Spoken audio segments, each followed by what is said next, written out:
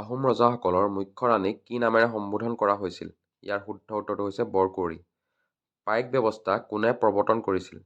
ইয়াৰ শুদ্ধ উত্তৰটো হৈছে মোমাই তামুলী বৰবৰুৱাই প্ৰৱৰ্তন কৰিছিল। শিঙৰি ঘৰত উঠা উৎসৱ প্ৰথমে কোনজন আহোম ৰজাই পাতিছিল? ইয়াৰ শুদ্ধ উত্তৰটো হৈছে চুডাংফা। উমানন্দ মন্দিৰ আৰু ধুধৰালি কোনজন আহোম ৰজাই বনাইছিল? ইয়াৰ শুদ্ধ উত্তৰটো হৈছে গদাধৰ সিংহ। আহোমে ব্ৰহ্মপুত্ৰ উপত্যকাৰ কোন স্থানত প্ৰথম হেডকোৱাৰ্টাৰ পাতিছিল?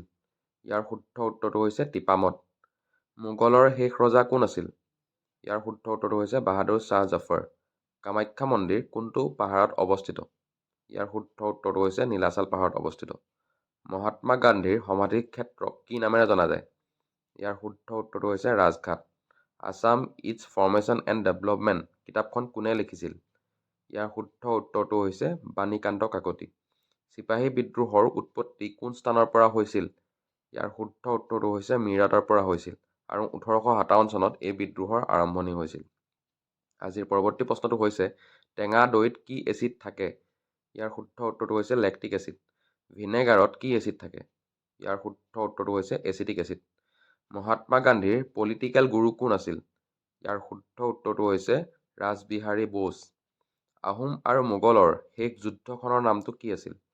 ইয়াৰ শুদ্ধ উত্তৰটো হৈছে ইটাখুলিৰ যুদ্ধ। 1682 চনত এই যুদ্ধ হৈছিল আৰু তেতিয়া আহোম ৰজা আছিল গদাধৰ সিংহ। অসম সাহিত্য সভাৰ প্ৰথম অধিৱেশন কোন চনত আৰু কোন ঠাইত অনুষ্ঠিত হৈছিল? ইয়াৰ শুদ্ধ উত্তৰটো হৈছে 1917 চনত শিৱসাগৰত অনুষ্ঠিত হৈছিল। আজিৰ পৰৱৰ্তী প্ৰশ্নটো হৈছে নাবাৰ্ডৰ মুখ্য কাৰ্যালয় ক'ত অৱস্থিত? ইয়াৰ শুদ্ধ উত্তৰটো হৈছে মুম্বাইত অৱস্থিত। মুখ্যমন্ত্ৰী নিযুত মইনা আঁচনি কিহৰ লগত জড়িত? নাৰী শিক্ষাৰ লগত জড়িত। অসমৰ ৰাজ্যিক পশু কি? ইয়াৰ শুদ্ধ উত্তৰটো হৈছে এশিঙীয়া গড়। অসমৰ ৰাজ্যিক সংগীতটো কোনে লিখিছিল? লক্ষ্মীনাথ বেজবৰুৱাই লিখিছিল আৰু এই জাতীয় সংগীতটো বাঁহী কাকতখনত প্ৰথম প্ৰকাশ পাইছিল। আজিৰ অন্তিমটো প্ৰশ্ন হৈছে চিপাহী বিদ্ৰোহৰ প্ৰথম শ্বহীদ কোন আছিল? ইয়াৰ শুদ্ধ উত্তৰটো হৈছে মংগল পাণ্ডে। ধন্যবাদ।